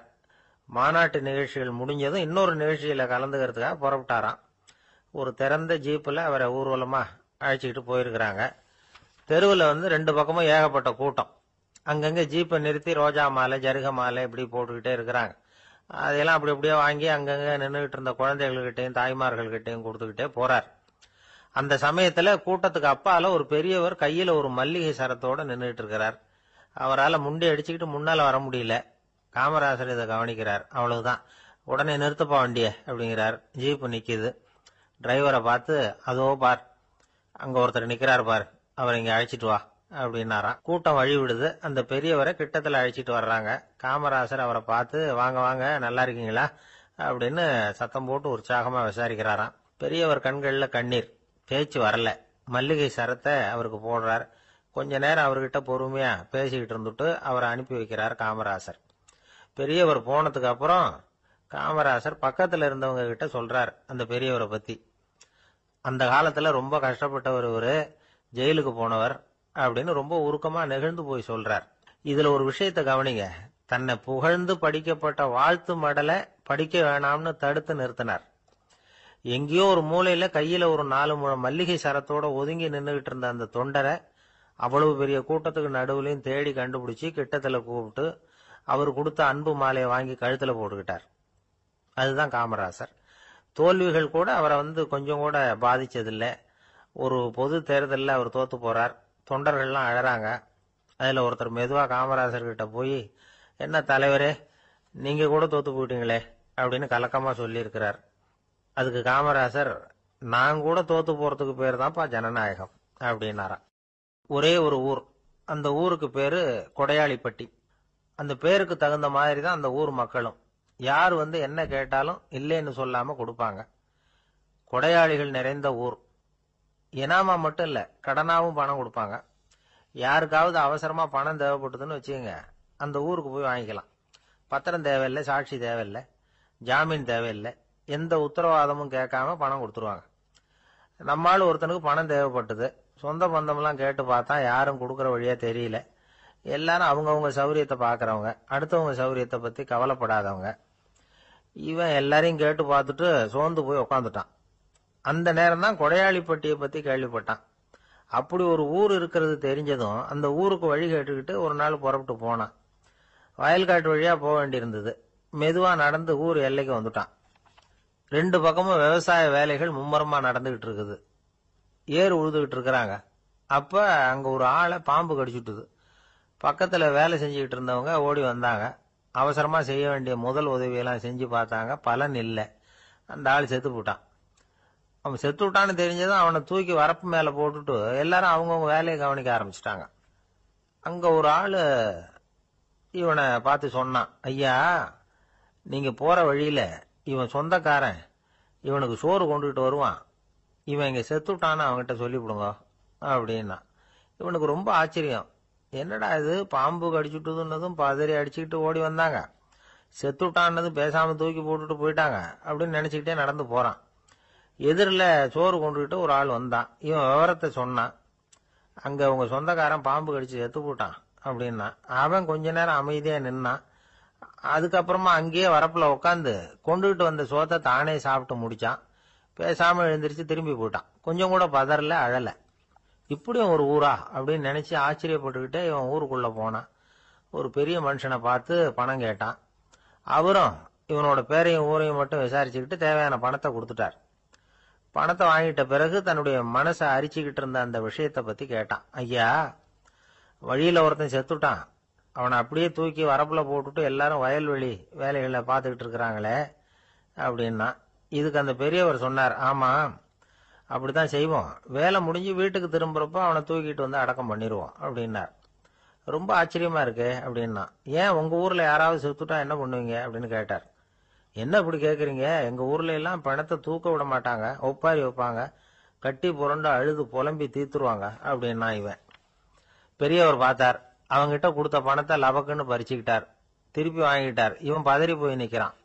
அவரு சொன்னார், பணத்தையே விட மாட்டேன்னு கட்டுப்பிடிச்சு அழுதா நான் கொடுத்த பணத்தை மட்டும் எப்படி திருப்பி கொடுக்க போற, போயிட்டு வா அப்படின்னு விரட்டி விட்டாராம். இந்த கதையை நண்பர் ஒருத்தர் சொன்னார். கதை வேடிக்கையா தெரிஞ்சா கூட இதுல கருத்து உண்டு. பணம் பிணம் இது ரெண்டையுமே விடுறதுக்கு அவ்வளவு சுலபமா மனம் வர்றதில்லை. இந்த 2 விஷயங்கள்லயும் அறிவார்ந்த செயல்பாடு தேவை. ஒரு பேருந்து மரத்துல மோதி விட்டது. எல்லாரும் அடிபட்டு முனைகிட்டு கிடக்குறாங்க. டிரைவர், கண்டக்டர் இவங்களுக்கும் அடி. அவங்களும் ஒரு பக்கம் கிடக்குறாங்க. ஒரு மூலையில கிடக்கிற ஒருத்தன் மெதுவா முக்கி முனகி கண்டக்டர்னு சத்தம் போடுறான். கண்டக்டர் மெதுவா நகர்ந்து அவங்கிட்ட போய் என்னன்னு விசாரிக்கிறார். அவன் ரொம்ப சிரமப்பட்டு வாயை திறந்து ஒரு 15 காசு சில்லற பாக்கி அப்படின்னானா. ஒரு கடற்கரை ஓரம், அங்க ஒரு சின்ன கிராமம். அந்த கிராமத்துல ஒரு சின்ன பள்ளிக்கூடம். கடற்கரை ஓரத்துல உள்ள ஒரு விடுதியில ஓய்வுக்காக ஒருத்தர் தங்கி இருக்கிறார். பள்ளிக்கூடத்துல ஏதோ விழா நடக்கிறது மாதிரி தெரிஞ்சது. உடனே அவர் அந்த பக்கமா வந்தார். இங்க என்ன நடக்குதுன்னு விசாரிச்சார். பள்ளி ஆண்டு விழா நடக்குதுன்னாங்க. உடனே போனார். கண்காட்சி ஒன்று வச்சிருந்தாங்க. உள்ள போய் பார்த்தார். பள்ளிக்கூடத்தில் படிக்கிற மாணவர்களை சொந்தமா தயார் பண்ண பொருள்களை காட்சிக்கு வச்சிருக்கிறாங்க. அந்த ஊர் மக்கள்லாம் அதை கூட்டம் கூட்டமா போய் பார்த்துக்கிட்டு இருக்கிறாங்க. இவரும் ஆர்வமா அதையெல்லாம் பார்த்துக்கிட்டே போறார். ஒரு இடத்துல ஒரு சின்ன ரயில் செஞ்சு வச்சிருந்தாங்க. மாணவர்களே தயார் பண்ணது. மின்சாரத்தால் அது ஓடுறது மாதிரி பண்ணி வச்சிருந்தாங்க. அதுல ஒரு சின்ன பொத்தான் இருக்கும். அது அமுக்குனா ரயில் ஓடும், சுத்தி சுத்தி வரும். மாணவர்கள் எதிரில் நின்று அதுக்கு விளக்கம் கொடுத்துக்கிட்டு இருக்கிறாங்க. இவரு அதை கவனிச்சார். ரயில் ஓடுறத பார்த்தார். அங்க நின்றுகிட்டு இருந்த மாணவர்கள் கிட்ட விளையாட்டா கேட்டார், ஏன்பா இந்த ரயில் எதனால ஓடுது அப்படின்னு கேட்டார் இவரு. சக்தியினால ஓடுது அப்படின்னாங்க மாணவர்கள். அது என்ன சக்தின்னு கேட்டார். அதுக்கு பேரு மின்சாரம் அப்படின்னாங்க. சரி, நீங்க மின்சாரத்தை பார்த்துருக்கிறீங்களா அப்படின்னார். நாங்க பார்த்தது இல்லைங்க, ஆனா இதை செய்யறதுக்கு எங்களுக்கு உதவி பண்ண ஆசிரியர் ஒரு பட்டதாரி, ஒரு கால் அவர் பார்த்துருக்கலாம் அப்படின்னாங்க. அவர் எங்க இருக்காருன்னு கேட்டார். இதோ அழைச்சிட்டு வர்றோம்னு ஓடினாங்க. அவர் அழைச்சிட்டு வந்தாங்க. அவர்கிட்ட ஒரு பெரியவர் கேட்டார், மின்சாரத்தை நீங்க பார்த்துருக்கிறீங்களா அப்படின்னு. மின்சாரத்தை பார்க்கறதாவது நான் பார்த்ததே இல்லை. நான் பார்த்தது அது செயல்படுற விதத்தை தான். அது விளக்க எரிய வைக்குது, ரயில ஓட வைக்குது, இது மாதிரி எத்தனையோ எந்திரங்களை செயல்பட வைக்குது. ஆனா உண்மையிலேயே அது என்னன்னு எனக்கு தெரியாது. ஒருவேளை இந்த பள்ளிக்கூடத்து தலைமை ஆசிரியருக்கு தெரிஞ்சிருக்கலாம், ஏன்னா அவர் ஒரு மேல்நிலை பட்டதாரி அப்படின்னாராம் அவரு. சரின்னு போய் தலைமை ஆசிரியரை கூப்பிட்டுக்கிட்டு வந்தாங்க. அவர்கிட்டயும் இதே கேள்வி கேட்டாராம் அவரு. மன்னிக்கணும், இந்த கேள்வி இதுவரைக்கும் யாரும் என்கிட்ட கேட்டதில்ல. சக்தியை யாரும் பார்க்க முடியாது, ஆனா அது செயல்படும் விதத்தை தான் பார்க்க முடியும் அப்படின்னாராம் அவரு. இப்போ இதுவரைக்கும் கேட்டுக்கிட்டு இருந்த பெரியவர் சிரிச்சார். சிரிச்சுட்டு சொன்னாராம், சரி அதுக்காக ஒன்றும் கவலைப்படாதீங்க, என்னுடைய பெயர் தாமஸ் ஆல்வா எடிசன் அப்படின்னாராம். இதை கேட்டதும் அங்க இருந்தவங்களுக்கெல்லாம் அதிர்ச்சி, ஆச்சரியம். என்னது, நீங்க தானா எடிசன்? நீங்க எவ்வளவு மின்சார கருவிகளை உண்டாக்கி இருக்கிறீங்க, நீங்களா இந்த கேள்வியை கேட்டது அப்படின்னாங்களாம். ஆமா, நான் தான் கேட்கிறேன், ஏன்னா நானே மின்சாரத்தை பார்த்தது கிடையாது அப்படின்னாராம் அவரு. அன்புங்கிறது இப்படிப்பட்டதுதாங்கிறார் ஓஷோ. அன்புங்கிறது நம்ம உடற்கூறு அமைப்பில் இல்லை, அது நம்ம உடம்புல உள்ள சுத்த சக்தியின் வெளிப்பாடு. அதை உணரத்தான் முடியுமே தவிர பார்க்க முடியாது. அன்பே உன்னை நான் என் இருதயத்தில் வச்சிருக்கிறேன் அப்படின்னு எல்லாம் சொல்லுவான். இதெல்லாம் சும்மா. இது டாக்டர்கள் சொல்ற இருதயம் கிடையாது. அது ரத்தத்தை தள்ளுகிற ஒரு கருவி, அவ்வளவுதான். ஞானிகள் சொல்லுகிற இதயம் வேற, அது கண்ணுக்கு புலப்படாத ஒரு சக்தி. என்னுடைய இதயம் ரொம்ப விசாலமானது சார் அப்படின்னார் ஒருத்தர். அப்படிங்களான்னு ரொம்ப மரியாதையா, ஆமாங்க டாக்டர் அப்படிதான் சொல்றார், கொஞ்சம் வீங்கி போய் பெருசா இருக்குதான் அப்படின்னார். ஒரு நண்பர்கிட்ட பேசிக்கிட்டு இருந்தேன். அவருடைய உறவினர் ஒருத்தர் ஒரு நேர்முக தேர்வுக்கு போயிருந்தாராம், இன்டர்வியூக்கு. ரொம்பவும் பொறுப்பாகவும் கவனமாகவும் செயல்பட வேண்டிய பதவிக்கான நேர்காணல் அது. இவர் எழுத்து தேர்வுல ஏராளமான மதிப்பெண்கள் வாங்கிவிட்டார், அதனால அதை பத்தி கவலை இல்லை. இப்ப நேர்முக தேர்வுல தேர்வு பெறணும். ஏராளமான சான்றிதழ்கள் வச்சிருந்தார். நேர்காணல்ல கேட்கப்பட்ட எல்லா கேள்விகளுக்கும் சரியான பதில தான் சொன்னார். இருந்தாலும் பாருங்க, அந்த நேர்முக தேர்வுல அவர் தேர்ந்தெடுக்கப்படலை. என்ன காரணம் அப்படின்னு பின்னாடி விசாரிச்ச போதான் விவரம் தெரிஞ்சுதான். அது என்ன ஆயிருக்குதுன்னா, அந்த நேர்காணலின் போது இவர் நடந்துகிட்ட முறையில சில தவறுகள் நடந்து போச்சான். முக்கியமா 2 தவறுகள். ஒண்ணு, அவங்க ஒரு கேள்வியை கேட்டு முடிக்கிறதுக்குள்ளேயே இவர் பதில் சொல்ல ஆரம்பிச்சுட்டாராம். ரெண்டாவது என்னன்னா, இவர் நாற்காலியில தாராளமா இயல்பா சாஞ்சி உட்காராம நாற்காலி முனையில உட்கார்ந்து இருந்தாராம். இந்த 2 விதமான செயல்பாடுகளும் இவர் அவசரப்படுறவர், பதற்றப்படுறவர் அப்படிங்கறதுக்கான அடையாளங்கள். அதாவது கேள்வியை கேட்டு முடிக்கிறதுக்குள்ளேயே முந்திட்டு பதில் சொல்றது. ரெண்டாவது, நாற்காலியில இயல்பா தாராளமா உட்காராம நாற்காலி முனையில உட்கார்றது. பார்க்க போற வேலைக்கு அவசரம், பதற்றம் இது 2 இருக்கப்படாதான். அதனால மார்க் இருந்தும் சர்டிபிகேட் இருந்தும் அந்த வேலை வாய்ப்பு அவருக்கு கிடைக்கல. வேலை கொடுக்கறவங்க நம்ம கிட்ட இருந்து என்னதான் எதிர்பார்க்கறாங்க, இதை தெரிஞ்சு வச்சுக்கிறது நல்லது. முதல்ல, மற்றவர்களுடன் தொடர்பு கொள்ளும் திறமை, அதாவது எபிலிட்டி டு கம்யூனிகேட். நீங்க நினைக்கிறத அழகா தொகுத்து வகைப்படுத்தி சொல்ல தெரியுதான்னு பார்ப்பாங்க. உங்க திட்டங்களை அடுத்தவங்க ஏற்றுக்கொள்ளக்கூடிய விதத்துல வெளிப்படுத்துறதுக்கு உங்களால முடியுதான்னு பார்ப்பாங்க. இதுக்கு என்ன செய்யறது? குழப்பம் இல்லாம சிந்திக்கணும், குழப்பம் இல்லாம பேசணும். ரெண்டாவது விஷயம் என்னன்னா புத்திசாலித்தனம், அதாவது இன்டெலிஜென்ஸ். ஏத்துக்க போற வேலையை நல்ல விதமா செய்ய முடியுமா உங்களால, அதை எந்தெந்த வழியில செய்யலாம் அப்படிங்கறத உங்களால தீர்மானிக்க முடியுமா, அந்த வேலைக்கான புது புது யோசனைகளை உங்களால சொல்ல முடியுமா அப்படின்னு பார்ப்பாங்க. இது இன்டெலிஜென்ஸ். மூணாவது தன்னம்பிக்கை, அதாவது செல்ஃப் கான்பிடன்ஸ். உங்களுக்கு அது உண்டா அப்படிங்கறத கவனிப்பாங்க. எந்த சூழ்நிலையையும் சமாளிக்கணும், எப்படிப்பட்ட மனிதர்களையும் சமாளிக்கிற தைரியம் வேணும், அடுத்தவங்களை நமக்கு சாதகமா திருப்பக்கூடிய தன்னம்பிக்கை வேணும். நாலாவது பொறுப்புகளை முன்வந்து ஏற்றுக்கொள்ளுதல், வில்லிங்னஸ் டு அக்செப்ட் ரெஸ்பான்சிபிலிட்டி. பொறுப்புகள்ல இருந்து நழுவி போக ஆசைப்படாம செஞ்சு முடிக்கணும். அஞ்சாவது முன் வருதல், இனிஷியேட்டிவ். வேலையோட முக்கியத்துவம் உணர்ந்து அதை ஏத்துக்கிட்டு தகுந்த நடவடிக்கைகளை தயங்காம எடுக்கிறதுக்கு முன் வரணும். ஆறாவது என்னன்னு கேட்டீங்கன்னா தலைமைத்துவம், லீடர்ஷிப். 4 பேருக்கு தலைமை தாங்கி நல்ல விதத்துல நடந்துக்க தெரியுதா. ஏழாவது கற்பனை திறன், இமேஜினேஷன். சில பிரச்சனைகள் வரக்கூடும் அப்படின்னு முன்கூட்டியே யூகிச்சு அதுக்கு தகுந்த மாதிரி நடவடிக்கை எடுக்கிற திறமை உண்டா அப்படிங்கறத பார்ப்பாங்க. எட்டாவது என்னன்னா வளைந்து கொடுத்தல், பிளெக்சிபிலிட்டி. சூழ்நிலைக்கு தகுந்த மாதிரி, மாற்றங்களுக்கு தகுந்த மாதிரி அனுசரிச்சு நடந்துக்கிறதுக்கு தெரியுதா உங்களுக்கு அப்படிங்கறத கவனிப்பாங்க. அடுத்தது திறமைகளை வெளிக்கொணரும் திறமை, இன்டர்பர்சனல் ஸ்கில்ஸ். அடுத்தவங்க கிட்ட இருக்கிற திறமையை கண்டுபிடிச்சு அதை நல்ல விதத்துல ஊக்கப்படுத்தி பயன்படுத்த தெரியுதா அப்படின்னு பார்ப்பாங்க. ஆறாவது சுய அறிவு, செல்ஃப் நாலேஜ். அடுத்தவங்க நம்மளை பத்தி என்ன நினைக்கிறாங்க அப்படிங்கறத நம்மால புரிஞ்சுக்க முடியுதாங்கிறது முக்கியம். அடுத்தது போட்டி மனப்பான்மை, காம்படிட்டிவ்னஸ். அடுத்தவங்களை ஒப்பிட்டு பார்த்து அதை விட ஒரு படி மேல வரணுங்கிற குணம் வேணும். இதுக்கு அடுத்தது என்னன்னா குறிக்கோளை வெல்லுதல், கோல் அச்சீவ்மெண்ட். குறிக்கோளை சவாலா எடுத்துக்கிட்டு அதை அடையணும். அப்புறம் வேறுபட்ட திறமைகள், ஒகேஷனல் ஸ்கில்ஸ். பதவிக்கு வேண்டிய திறமைகள் தவிர மற்ற திறமைகள் ஏதும் உண்டாங்கிறது முக்கியம். நமக்கு வேலை கொடுக்கணும்னு நினைக்கிறவங்க நம்ம கிட்ட இருந்து இவ்வளவும் எதிர்பார்ப்பாங்க. அதுக்கு தகுந்த மாதிரி நம்மளை நாமே தயார்படுத்திக்கணும். எனக்கு வேண்டப்பட்ட ஒருத்தர் ஒரு இன்டர்வியூக்கு போயிட்டு வந்தார், நேர்காணலுக்கு. எப்படி இருந்தது இன்டர்வியூன்னு விசாரிச்சேன். நான் போனேன். அவர் கேட்ட எல்லா கேள்விக்கும் அவர் எதிர்பார்த்தது மாதிரி எல்லா பதிலையும் சொன்னேன்.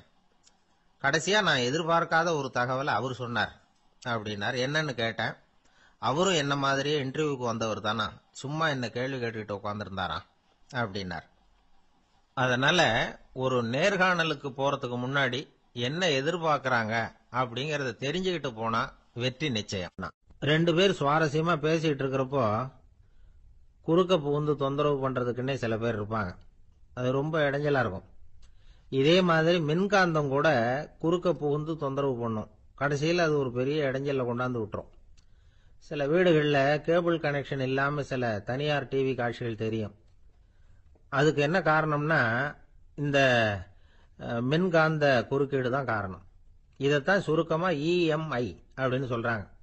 அதாவது எலக்ட்ரோ மேக்னெட்டிக் இன்டர்ஃபியரன்ஸ். இது ஏற்படக்கூடிய இடங்கள் எது எதுன்னு எடுத்துக்கிட்டா அது ஒரு பெரிய பட்டியலாவே போயிடும்.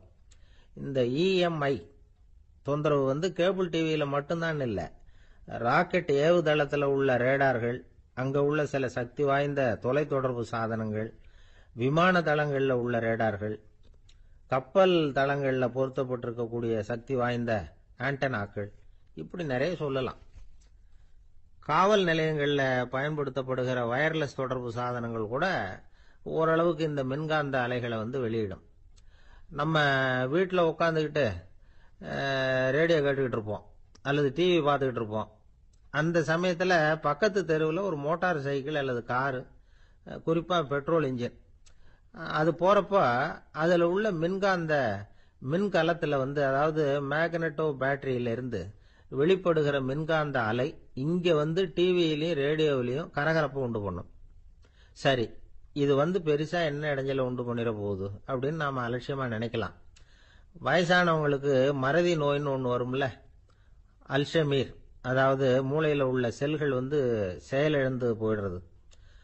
அது செய்ய வேண்டிய வேலையை மறந்துடும். மனைவியே எதிரில் நின்னா கூட உன்னை எங்கேயோ பார்த்தது மாதிரி தெரியுதே அப்படின்னு சொல்லிட்டு இருப்பாங்க. அப்படி ஒரு மறதி. இந்த விசித்திரமான நோய்க்கு இதுவரைக்கும் மருந்தே இல்லைன்னு வேற சொல்றாங்க. இந்த மைக்ரோ ஓவன் அப்படின்னு சொல்லக்கூடிய சமையல் அடுப்புகள் கூட மின்காந்த அலைகளை வெளியிடுது. சமயத்துல சில தொழிற்சாலைகள்ல கூட பெரிய விபத்துக்களை இந்த இஎம்ஐ உண்டு பண்ணிவிடும்.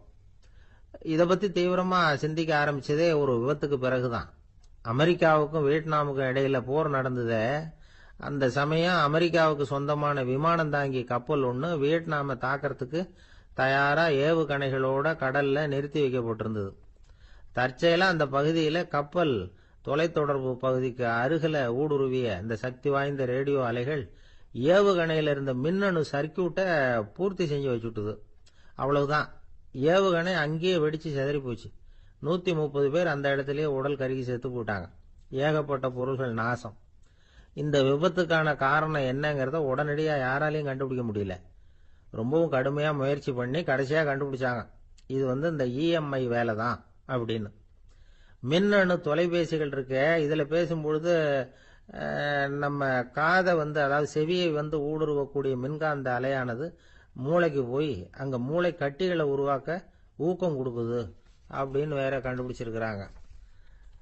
இந்த இஎம்ஐ ரொம்ப குறைஞ்ச மின்காந்த அழுத்தத்துல நமக்கு எந்த பாதிப்பையும் ஏற்படுத்துறதில்ல. மின்காந்த அலைகள் அழுத்தத்தோட இருக்கிற இடங்கள்ல ரொம்ப நேரம் இருந்தோம்னா நம்ம உடம்பின் வெப்பநிலை 2 டிகிரி செல்சியஸ் வரைக்கும் அதிகரிக்குதாம். அதனால வெப்பநிலையை சீராக்கிறதுக்கு இதய துடிப்பும் அதிகரிக்குது. இப்படிலாம் கண்டுபிடிச்சிருக்கிறாங்க.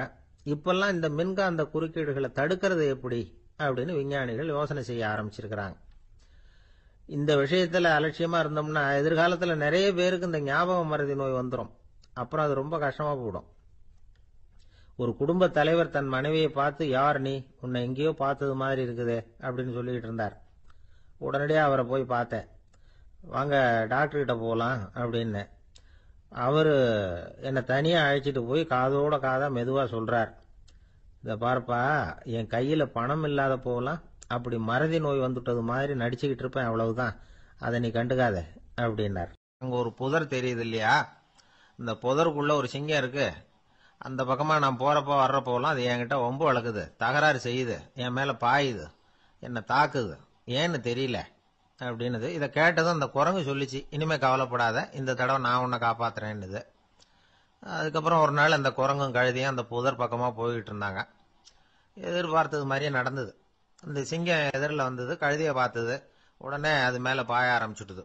அவ்வளவுதான். உடனே இந்த குரங்கு என்ன பண்ணுச்சு தெரியுமா, கிடுகிடுன்னு ஒரு மரத்து மேல ஏறி உட்காந்துக்கிட்டது. அங்க உட்காந்துக்கிட்டு கீழே அந்த கழுதியும் சிங்கமும் போடுற சண்டையை வேடிக்கை பார்க்க ஆரம்பிச்சுட்டுது. கொஞ்ச நேரம் கழிச்சு அடிபட்ட காயத்தோட அந்த கழுதை மெதுவா நடந்து வந்தது. குரங்கும் மெல்ல மரத்தை விட்டு கீழே இறங்குச்சு. இப்ப கழுதை கேட்டுது, என்னை காப்பாத்துறேன்னு சொல்லிவிட்டு காலை வாரி விட்டுட்டியே, நீ பாட்டுக்கு மரத்து மேல ஏறி உட்காந்துக்கிட்டே, இது நியாயமானது. குரங்கு பரிதாபமா அதை பார்த்தது. நான் மரத்து மேல இருந்து நீங்க 2 பேரும் சண்டை போட்டதை பார்த்துக்கிட்டு தான் இருந்தேன். உன்னோட சத்தம் தான் அதிகமா இருந்தது, அது நீ சிரிக்கிற மாதிரி எனக்கு கேட்டுது, அதனால நீ தான் ஜெயிச்சுக்கிட்டு இருக்க போல இருக்கு அப்படின்னு நினைச்சுட்டேன்னு.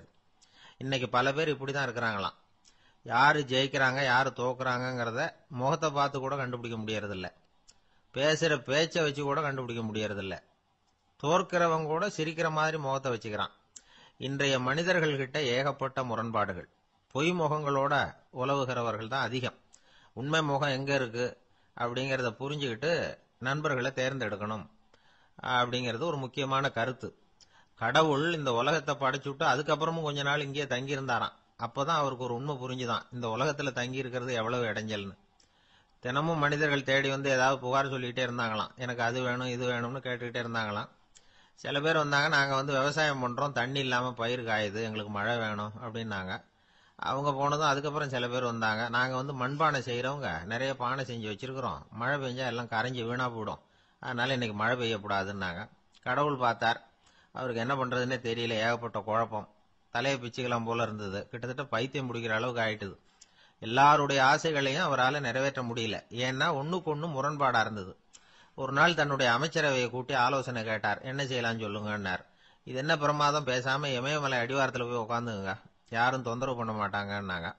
அங்கேயும் மனிதர்கள் வர ஆரம்பிச்சிருவாங்களேன்னார் கடவுள். சரி அப்படின்னா சந்திரன்ல போயிருந்துக்கலாமேன்னாங்க.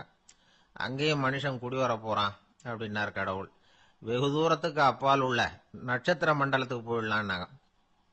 இதெல்லாம் நிரந்தர தீர்வாகாது, நிரந்தரமா இந்த மனிதனுடைய தொல்லையிலிருந்து நான் விடுபடணும், அதுக்கு ஏதாவது வழி சொல்லுங்கன்னார் கடவுள். ஒரு வயசான ஆள் வந்தார். கடவுளுக்கு காதோட காதா ஒரு வழியை சொன்னார். கடவுளுக்கு முகம் மலர்ந்தது. அதுதான் சரி, அப்படியே செஞ்சுடலான்னார். அந்த ஆள் சொன்ன ரகசியம் என்ன தெரியுமா? மனிதனால அடைய முடியாத ஒரு இடம் இருக்கு, அது வேற எங்கேயும் இல்ல, அவனுக்கு உள்ளே இருக்குது. அங்க போய் மறைஞ்சுங்க, அதுக்கப்புறம் மனிதர்களால உங்களுக்கு தொந்தரவு இருக்காதுன்னார். மனிதன் நினைக்காத இடம் அதுதான். அதாவது உள்ளுக்குள்ள இருக்கிற உண்மையை புரிஞ்சுக்காம வெளியில எங்கேயோ அது இருக்கிறதாக நினைச்சு வரட்டிட்டு அலையறான் மனுஷன். உள்ளே இருக்கிற உண்மை புரிஞ்சா நாம தன்னம்பிக்கையோட தலை நிமிர்ந்து வாழலாம். வேடிக்கையா ஒரு கதை சொல்லுவாங்க. இதை பாருங்க, நம்ம பையன் எங்க பணம் வச்சாலும் எடுத்து விடுறான், என்ன பண்றதுன்னாங்க அம்மா. அப்பா கொஞ்ச நேரம் யோசனை பண்ணார். அதுக்கப்புறம் சொன்னார், அவன் கண்ணுல படாத இடமா நம்ம வீட்டில் இருக்கிறது ஒரே இடம் தான், அங்க பணத்தை வை திருட்டு போவாதுன்னார். அது எந்த இடம்னு கேட்டாங்க. அதுதான் அவன் பாட புஸ்தகம், அதுல வச்சிரு, அவன் தொடவே மாட்டான். பாட புத்தகத்தை தொடாம பரீட்சையில வெற்றி பெற முடியாது அப்படிங்கறத புரிஞ்சுக்கணும். உள்ளே இருக்கிற உண்மையை தொடாமல் வாழ்க்கையில வெற்றி பெற முடியாது. அதனால உண்மையை புரிஞ்சுகிட்டா வாழ்க்கையில வெற்றி நிச்சயம். இமயமலை அடிவாரத்துல ஒரு மடம், அங்க ஒரு சன்னியாசி இருந்தார். அவர்கிட்ட ஒருத்தர் வந்தார். சுவாமி, ஆசைய உதற நினைக்கிறேன், முடியல, ஊட்டிக்கிட்டே வருது அப்படின்னாராம். இப்படி உட்கார, ஒரு கதை சொல்றேன் அப்படின்னு சொல்லி அவர் சொல்ல ஆரம்பிச்சாராம். அவர் சொன்ன கதை என்னன்னா, ஒரு ஊர்ல ஒரு ஆள் இருந்தான். அவன் பேரு குப்புசாமி. அவன்கிட்ட எப்பவும் ஒரு பழைய தொப்பி இருக்கும், விடவே மாட்டான். அதனால அவனை எல்லாரும் தொப்பி சாமி அப்படின்னு தான் கூப்பிடுறது வழக்கம். ஒரு புது தொப்பி வாங்கிக்கப்படாதாப்பா அப்படின்னு நண்பர்கள்லாம் சொல்லி பார்த்தாங்க. பணத்துக்கு எங்க போவேன் அப்படின்னு விட்டானா. பணம் வச்சிருக்கான், செலவு பண்ண மனசு வரல, மகா கஞ்சன். பழைய பாட்டில்கள்லாம் வாங்கி வித்துக்கிட்டு இருந்தான். அப்படி ஒரு தடவை பழைய கண்ணாடி சாமான்களை ஏலத்தில் எடுத்தப்போ அதுல ஒரு அருமையான சென்ட் பாட்டில் கிடைச்சது. உடனே ஒரு ஐடியா பண்ணான். அந்த சென்ட்டை சின்ன சின்ன பாட்டில்கள்ல அடைச்சி ஜன்னல் ஓரமா அடுக்கி வச்சுட்டான். அதை வித்தா நிறைய பணம் கிடைக்குமே, அதனால. இதுக்கு இடையில ஒரு நாள் அவன் அப்படியே உட்காந்துருந்தான். அந்த நேரம் நண்பன் வந்தான். ஏண்டா, உன் பழைய தொப்பிய மாத்தப்படாதா, ஊர்ல எல்லாரும் கேலி பேசுறாங்களே உன்னை தொப்பி சாமின்னு அப்படின்னு சொல்லி கேட்டிருக்கான். இந்த சென்ட் பாட்டில் வித்ததும் பணம் வரும், அதுக்கப்புறம் பார்க்கலாம் அப்படின்னு நானா இவன். சரி வா, நீச்சல் குளத்துக்கு போயிட்டு வருவோம் அப்படின்னு கூப்பிட்டுருக்கான் நண்பன். 2 பேரும் போனாங்க. அதே நேரம் அந்த ஊர் நீதிபதியும் அங்க குளிக்க வந்தாராம். அவர்கிட்ட இருந்தது விலை வசந்த ஒரு புது தொப்பி. அதை அங்க இருந்த ஸ்டாண்ட்ல மாட்டிவிட்டு குளிக்க போனார். இதுக்கிடையில குப்புசாமி குளிச்சுட்டு வந்தான். அவனுடைய பழைய தொப்பியை காணல. அந்த புது தொப்பியை பார்த்தா இது நண்பனுடைய வேலை தான் அப்படிங்கறதாக புரிஞ்சுக்கிட்டு அதை எடுத்து மாட்டிட்டு வந்துட்டான். நீதிபதி குளிச்சுட்டு வந்து பாக்குறாரு, தொப்பியை காணும். போலீஸ்ல புகார் கொடுத்தார். அவங்க தேடினாங்க. ஒரு மூலையில பழைய தொப்பி கிடைச்சது. அடடா, இது நம்ம குப்புசாமியோட தொப்பி இல்லையா அப்படின்னு நானா ஒருத்தன். உடனே அவன் வீட்டுக்கு தேடிட்டு போயிருக்காங்க. அங்க போய் பார்த்தா புது தொப்பி அங்க இருக்குது. உடனே அவனுக்கு 1000 ரூபாய் அபராதம் போட்டாங்களாம். அவன் பணத்தை கட்டிவிட்டு ரொம்ப எரிச்சலோட வீட்டுக்கு வந்தான். பழைய தொப்பி கண்ணுல பட்டது. மறுபடியும், உன்னாலதானே எனக்கு 1000 ரூபாய் நஷ்டம் அப்படின்னு சொல்லி அதை எடுத்துக்கிட்டு அப்படி போயிருக்கான். அந்த ஊர் குளத்துல வீசி எரிஞ்சுட்டு வந்துட்டான். அது மீன் பிடிக்கிற ஒருத்தன் கையில சிக்கிச்சு. அவன் வர்ற வழியில அதை எடுத்து வேகமா வீசி எறிஞ்சான். அது நேரா குப்புசாமி வீட்டு ஜன்னல் வழியா உள்ள இந்த சென்ட் பாட்டில்கள் மேல விழுந்து எல்லாம் உடஞ்சி நொறுங்கி போச்சு. குப்புசாமி பார்த்தான். தோட்டத்துல ஆழமா ஒரு குழியை வெட்டினான். அந்த தொப்பியை போட்டான், மூடிவிட்டான். இதை அடுத்த வீட்டுக்காரன் பார்த்தான். ஏதோ புதையல் தான் வச்சிருக்கான் போல இருக்குன்னு நினைச்சான். போலீஸ்ல போய் புகார் கொடுத்துட்டான். மறுபடியும் போலீஸ் குழிய தோண்டினாங்க. பழைய தொப்பி மறுபடியும் வெளியில வந்தது. எல்லாரும் சிரிக்கிறாங்க. அன்னைக்கு ராத்திரியே அந்த தொப்பியை எடுத்துக்கிட்டு நேரா புறப்பட்டான். ஒரு கல்லுல அதை சேர்த்து கட்டி குடிநீர் தொட்டி இருக்கும்ல, அதுல போட்டுட்டு வந்துட்டான். இனிமே என்ன பண்ணும் பாப்போம்னு. ஒரு நாள் திடீர்னு குழாயெல்லாம் அடைப்பட்டு போச்சு. மாநகராட்சி அலுவலர்கள் என்னன்னு பார்த்தா அந்த பழைய தொப்பி குழாயை அடைச்சிக்கிட்டு இருக்குது. இது குப்புசாமியோட தொப்பிங்கிறது தான் எல்லாருக்கும் தெரியுமே. உடனே குடிநீரை பாழாக்கணத்துக்காக குப்புசாமிக்கு கோர்ட்டு 2500 ரூபாய் அபராதம் போட்டுட்டுது. அதையும் கட்டிவிட்டு வெளில வந்தான். கடைசியா முடிவு பண்ணான். ஒரு நெருப்பு குச்சியை கிழிச்சான். தொப்பியை கொளுத்தினான். எரிஞ்சது. எடுத்து வெளில எரிஞ்சான். கொஞ்ச நேரத்துல தீ அணைப்பு படம் வந்துட்டுது. ஆமா, இவன் எடுத்து எரிஞ்சது வெளியில விழுந்து வீட்டு கூரையே பத்திக்கிட்டு எரிய ஆரம்பிச்சுட்டுது. அவனோட பணத்தாசையும் அதோட சேர்ந்து எரிஞ்சு போச்சான். இப்படி ஒரு கதை. இந்த கதையை சொல்லி முடிச்சார் அந்த இமயமலை அடிவாரத்துல இருந்த சன்னியாசி. இப்ப அந்த குப்புசாமி எங்க இருக்கிறான்னு கேட்டார் எதிரில இருந்தவர். இதோ உன் எதிரிலே இருக்கிறான், நான் தான் அந்த குப்புசாமி அப்படின்னாராம் அந்த சன்னியாசி. அந்த குப்புசாமி கிட்ட இருந்தது மாதிரி ஒரு பழைய தொப்பி நம்ம ஒவ்வொருத்தர்கிட்டயும் உண்டு. அதை எப்படி தொலைக்கிறதுன்னு தெரியாம தடுமாறிக்கிட்டு இருக்கிறோம். அது என்ன தொப்பிங்கிறீங்களா? அதுதான் நம்மை சூழ்ந்திருக்கிற மாயை அப்படிங்கிறார் சுவாமி சின்மயானந்தர். மெய்ஞானம் கிடைக்கிறப்போ மாயை எரிஞ்சு போகும் அப்படிங்கிறது அவருடைய கருத்து. நம்மால் ஒருத்தர் வேகமா ஓடி வந்தார். காலில் மாட்டியிருந்த பழைய செருப்பு ரெண்டையும் ஆவேசமா தூக்கி ஒரு கிணத்துல போட்டுட்டு வெறுங்காலோட நடந்து வந்துகிட்டு இருக்கிறார். ஏன் அப்படி பண்ணீங்க அப்படின்னு கேட்டோம். அந்த செருப்புக்கு சொந்தக்காரன் வந்து பின்னாடி வந்துகிட்டு இருக்கிறான், அதனால அப்படி பண்ணேன் அப்படிங்கிறார் இவர். ஒரு ஆளு ராமகிருஷ்ணரை தேடி வந்தான். அவன் கையில 1000 பொற்காசுகள் வச்சிருந்தான். அதை அவர்கிட்ட கொடுத்து இதை ஏத்துக்கணும் அப்படின்னு ரொம்ப பணிவா கேட்டுக்கிட்டான். அவரு பார்த்தார், இது எனக்கு தேவையில்லை, ஆனாலும் உன்னுடைய மனசை புண்படுத்துறதுக்கு நான் விரும்பல, அதனால நீ கொடுக்கறத வாங்கிக்கிறேன்னார். வாங்கிக்கிட்டார். அப்புறம் கேட்டார், இதை பாரு, இனிமே இதெல்லாம் என்னுடையது தானே அப்படின்னார். ஆமா, அதையெல்லாம் நான் உங்களுக்கே கொடுத்துட்டேன். அவன், சரி, இப்போ நீ எனக்காக ஒரு காரியம் பண்ணணும்னார். என்ன செய்யணும்னு சொல்லுங்கன்னா, இந்த நாணயங்களையெல்லாம் எடுத்துக்கிட்டு போய் கங்கை நதியில எரிஞ்சுட்டு வா அப்படின்னார். இவனுக்கு அதிர்ச்சியா போச்சு. என்ன பண்றது, இனிமே அது முடியாதுன்னு சொல்ல முடியாது. ஏன்னா அந்த நாணயங்களையெல்லாம் அவருக்கே கொடுத்துட்டான். இனிமே அதெல்லாம் இவனுடையது இல்லை. பேசாம அவ்வளவையும் அள்ளிக்கிட்டு ஆத்தங்கரைக்கு போனான். போனவன் ரொம்ப நேரம் திரும்பியே வரல. ராமகிருஷ்ணருக்கு சந்தேகம், என்ன ஆச்சு அந்த மனுஷனுக்கு, காசுகளோட அந்த கங்கையில குதிச்சுட்டானா, போகும்பொழுதே ஒரு மாதிரியா தான் போனான், போய் என்னன்னு பார்த்துட்டு வாங்க அப்படின்னார். அங்க இருந்த ஒருத்தர் ஓடி போய் பார்த்தார். அவர் போய் பார்க்கும் பொழுது அவன் அங்கே இருந்தான். அதுக்கப்புறம் அவர் திரும்பி வந்தார். வந்து விவரத்தை சொன்னார். அதாவது அவன் கங்கை கரையில உட்காந்துக்கிட்டு ஒவ்வொரு நாணயமா 1 2ன்னு எண்ணி எண்ணி வீசிக்கிட்டு இருக்கிறான். அவனை சுத்தி ஒரு கும்பல் நின்றுகிட்டு அவனை தடுத்துக்கிட்டு இருக்குது அப்படின்னு விவரத்தை சொன்னார் போயிட்டு வந்தவர்.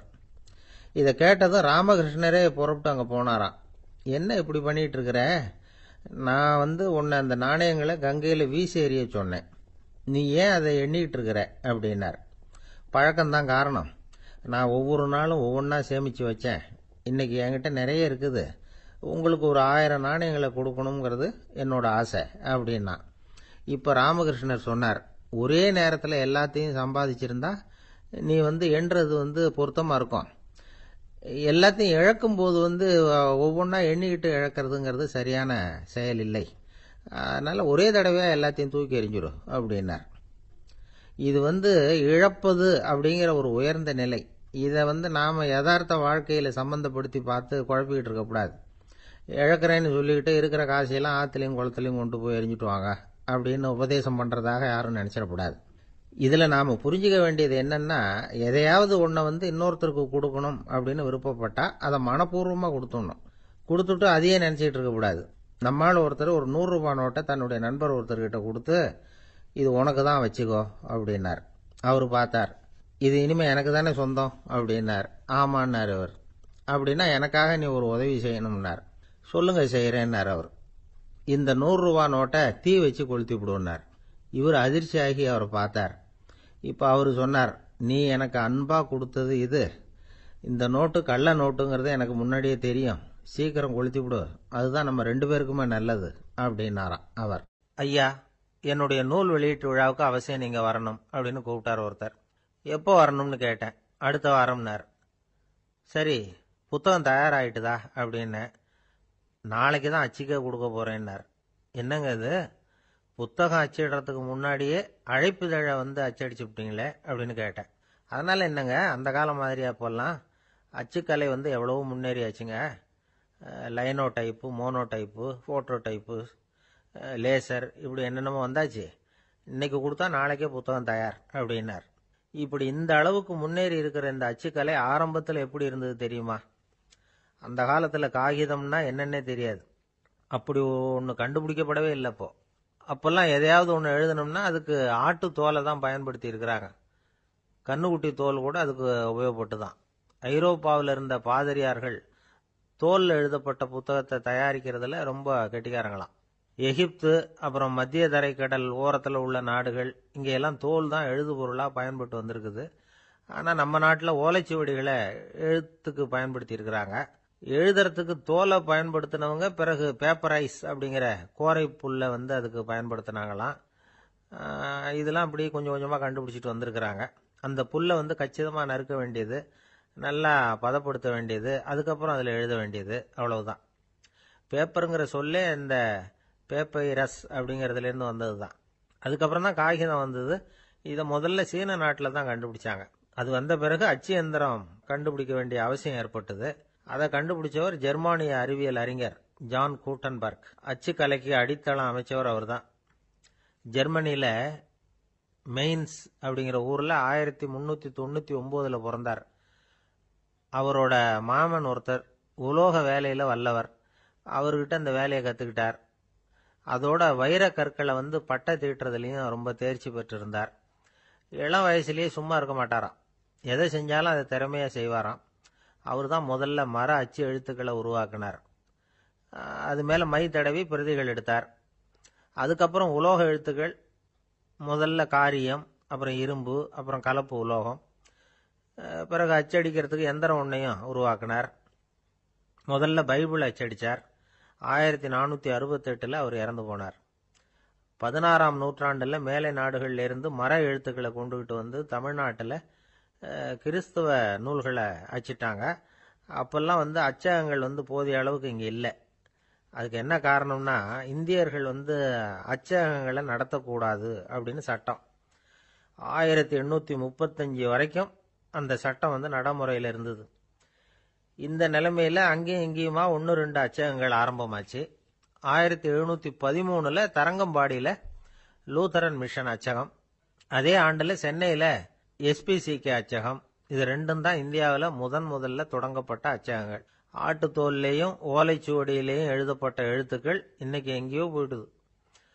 ஆனா நம்ம ஊர்ல எழுத்தாளர்கள் நிலைமை தான் ஒன்னும் சொல்லிக்கிறது மாதிரி